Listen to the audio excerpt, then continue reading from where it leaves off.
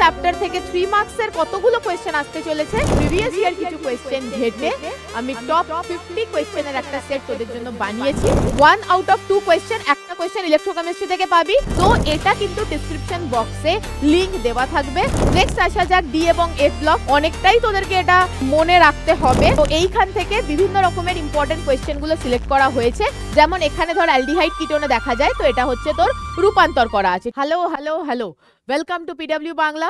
আমি জানি কি তোদের সেমিস্টার 4 এর কেমিস্ট্রি প্রিপারেশন দারুণ চলছে, ফুল সুইং এ চলছে, এবং আশা করি তোরা এটাও জানিস এটা হচ্ছে আমাদের সেম 4 এর প্যাটার্ন, যেটা অলরেডি ওয়েস্ট বেঙ্গল বোর্ডের ওয়েবসাইটে দিয়ে দেওয়া হয়েছে।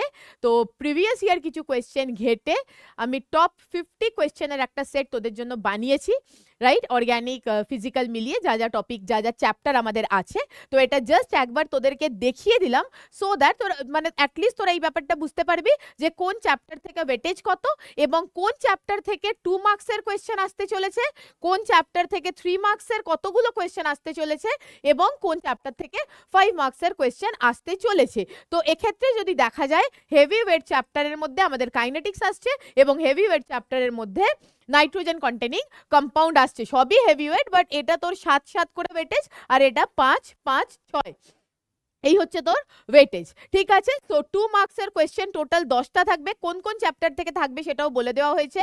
ইলেকট্রোকেমিস্ট্রি থেকে 1 আউট অফ 2 কোয়েশ্চেন, একটা কোয়েশ্চেন ইলেকট্রোকেমিস্ট্রি থেকে পাবি। 1 out of 2 question of 3 marks পাবি।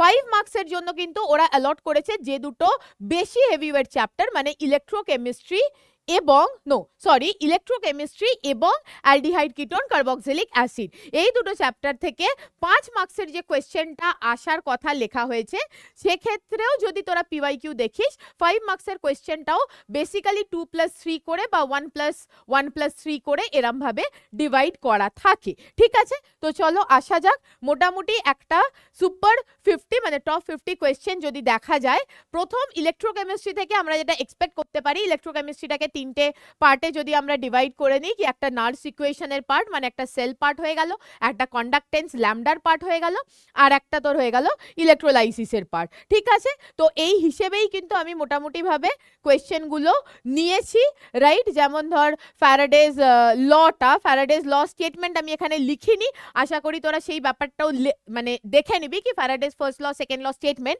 আমি এক্ষেত্রে একটুখানি ঘোরানো যে কোয়েশ্চেনগুলো থাকে নিউমেরিক্যাল স্পেশালি, বা ধর give reason type of question, conversion type of question, এইগুলোকে ফোকাস করেছি।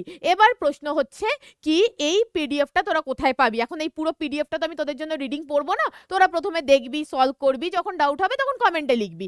তো এটা কিন্তু ডিসক্রিপশন বক্সে লিংক দেওয়া থাকবে হোয়াটসঅ্যাপ গ্রুপের, সেই গ্রুপটাতে জয়েন করলে তোরা কিন্তু এই পিডিএফটা পেয়ে যাবি। বোঝাতে পারলাম ব্যাপারটা? তো অবশ্যই আমি পুরোটা পড়বো না, আমি একটা ওভারভিউ দিয়ে দেবো যে কি কি পয়েন্ট থেকে কিরকম কিরকম টাইপের কোয়েশ্চেনগুলো আমার ইম্পর্টেন্ট বলে মনে হয়েছে চ্যাপ্টার ওয়াইজ। এবার তোদের কাজ হচ্ছে হোয়াটসঅ্যাপ গ্রুপটা জয়েন করে এই পিডিএফটাকে ডাউনলোড করে নেওয়া।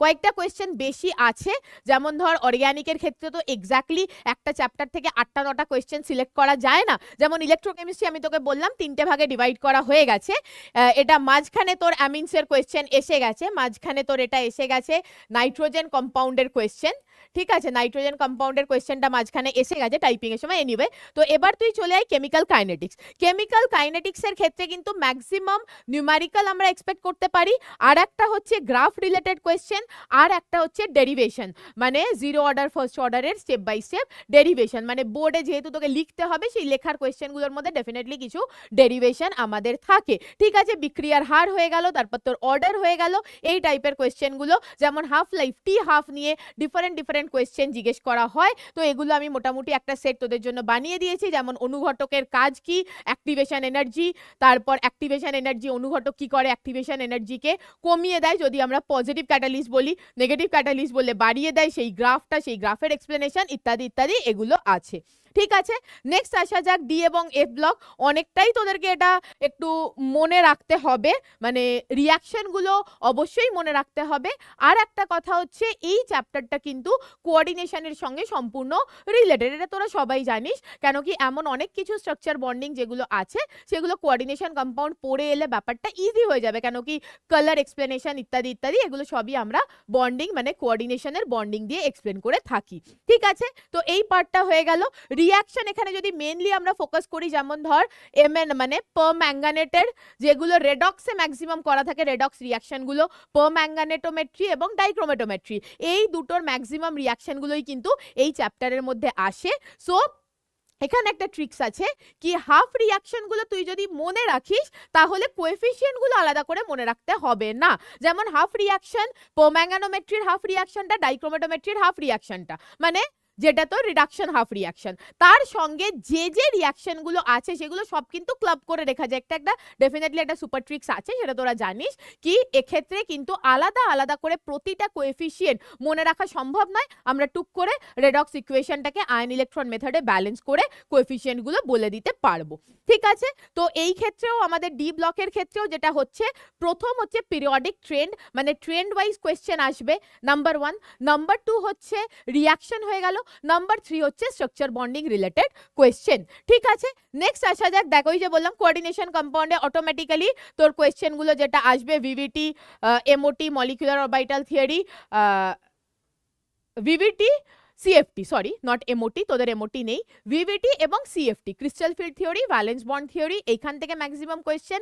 কালার কি করে প্রেডিক্ট করবে, প্যারাম্যাগনেটিক আছে কি ডায়াম্যাগনেটিক আছে সেটা কি করে বলবে, ওয়ার্নার্স থিওরি থেকে বিভিন্ন রকমের কোয়েশ্চেন আসে, কতগুলো ক্লোরাইড প্রেসিপিটেট পড়বে এটসেট্রা। যারা পড়ছিস তারা অবশ্যই জানিস, দেখ এরকম টাইপের কতগুলি সমাবয়, মানে এটা তোর আইসোম্যারিজমের কোয়েশ্চেন হয়ে গেল, এই পার্টটা হয়ে গেল তোর আইসোম্যারিজমের। ঠিক আছে, এই কোয়েশ্চেনটাও আসতে পারে, মানে আইসোম্যারিজম ডিফারেন্ট টাইপ অফ আইসোম্যারিজমের যে কোনো কোয়েশ্চেন আসতে পারে। ঠিক আছে, এরপর হচ্ছে বহিস্থ কক্ষক ঘটিত জটিল আয়নের ব্যাখ্যা, মানে এখানে তোর প্রতিটা কম্পাউন্ডের, ঠিক আছে প্রতিটা কমপ্লেক্স কম্পাউন্ডের ব্যাখ্যা, মানে সেটা কি ধরনের হাইব্রিডাইজেশন শো করবে, D2sp3 করবে না sp3d2 করবে, সেটা লিগ্যান্ড ফিল্ডের উপর নির্ভর করবে। তো এই রকম ভাবে এটা আউটার অরবিটাল দেবে কি ইনার অরবিটাল দেবে, সো ইত্যাদি ইত্যাদি এই ধরনের কোয়েশ্চেনগুলো। দেখ আমি এগুলো তো পুরো রিড করতে পারবো না, you download the PDF then only you can understand. ঠিক আছে, তো এইখান থেকে বিভিন্ন রকমের ইম্পর্টেন্ট কোয়েশ্চেনগুলো সিলেক্ট করা হয়েছে। এখানে সুপার 50 বলেছি ঠিকই, 50-এর কয়েকটা বেশি আছে, কেন কি অর্গানিকে তোরাও জানিস কি এক্স্যাক্টলি ওই কটা কোয়েশ্চেন সিলেক্ট করা ডিফিকাল্ট। যেমন এখানে ধর অ্যালডিহাইড কিটোনে দেখা যায়, তো এটা হচ্ছে তোর রূপান্তর করা আছে। ঠিক আছে, তো ডিফারেন্ট কনভার্সনস এখানে দেওয়া আছে। তো এইভাবে তোরা জিনিসটাকে সুন্দর করে নিতে পারিস। এবং প্রথমে ডাউনলোড কর, ডাউনলোড করে কোয়েশ্চেনগুলোকে দেখ। ঠিক আছে, তো এক্ষেত্রে অনলি 4-5টা কোয়েশ্চেন তো চ্যাপ্টার থেকে বললে চ্যাপ্টারটাই ছুটে যাবে। তোরা জানিস যদি ঠিকভাবে জিনিসটাকে করতে হয় তাহলে অন্তত পার চ্যাপ্টার আমাকে 15টা করে কোয়েশ্চেন মোটামুটি রাখতে হবে প্যাটার্নটা বোঝানোর জন্য এবং কোয়েশ্চেনের থিওরি পার্টটাকে কভার করার জন্য। So don't waste your time, download this, solve করতে শুরু কর। কোনো রকম প্রবলেম হলে কমেন্ট সেকশনে লিখে দিস। Thank you for watching.